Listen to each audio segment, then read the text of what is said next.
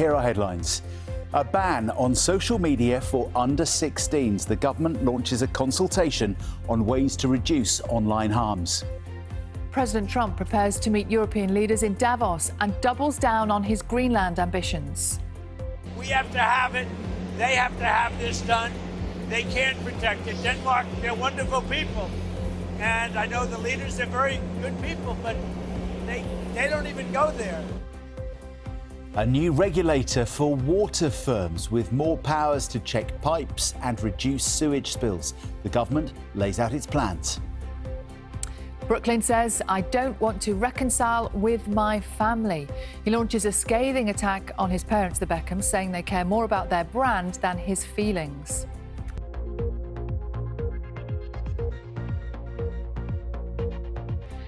Good morning. Hotels warn of job cuts and higher prices if the government doesn't offer more help with business rates. I'll be explaining later. Let's have a look at this morning's newspapers. We're starting with the Daily Mail. They lead on reports of the government's plans to consider whether social media should be banned for under-16s in the UK. They say the Prime Minister was forced into a U-turn in order to avoid a backbench rebellion.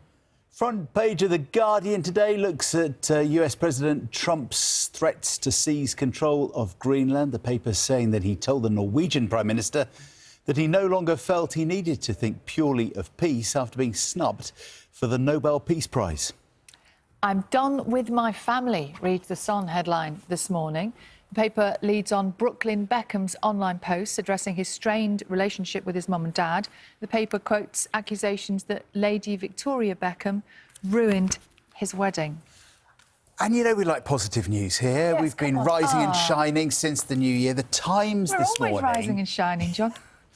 I'm struggling to shine a bit at this moment, Sal. No, stop. This is how you do it, apparently. The Times has some new research which says that optimism can stop us falling ill. There's a big study that's been done by scientists in Israel, lots of people they've involved in this, which has found that if you are hopeful, it could boost your immune system due to triggering what's called the reward system in your brain. Sure that's the your right reward side. system. I think that's what people were saying when they looked at me. Triggering the reward system in your brain, so that basically you train the brain to feel better, and that helps you actually get better. I definitely think you can train your brain to be a bit more optimistic, can't you? You can choose to think more optimistic or choose to believe the more optimistic thoughts rather than the maybe not so great ones. Do you know how they did it, according on. to this? They had groups of volunteers, like 100 or so volunteers, who were trained to increase the activity in their ventral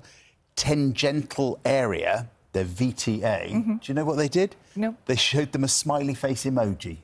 Oh, well, that's more simple than I imagined. I thought it was going to be a bit more... Apparently on a big screen, and apparently you keep training the brain to look at it and copy it and Just think an positive. emoji? And apparently, as you think more positively, the emoji gets bigger and bigger and bigger, and that's you sort of building up your system. I'm not sure if an emoji would do that for me. I think a nice smiley face, like a genuine human face. Feeling better? Not sure that... Or just scared? I'm not sure that's the look. Do you know what, John? Also, there's a really interesting story on the front page of the Telegraph today, a story that we have talked about a lot here on Breakfast, about prostate cancer. And they're reporting this morning that prostate cancer is now the most common cancer in the UK from official data. 64,425 men diagnosed with the disease in 2022. This is the year they're looking at, compared with 61,000 cases of breast cancer in that year, which had previously been the most common. And it's interesting, isn't it? I wonder, is that because more and more men are getting diagnosed earlier, going for testing?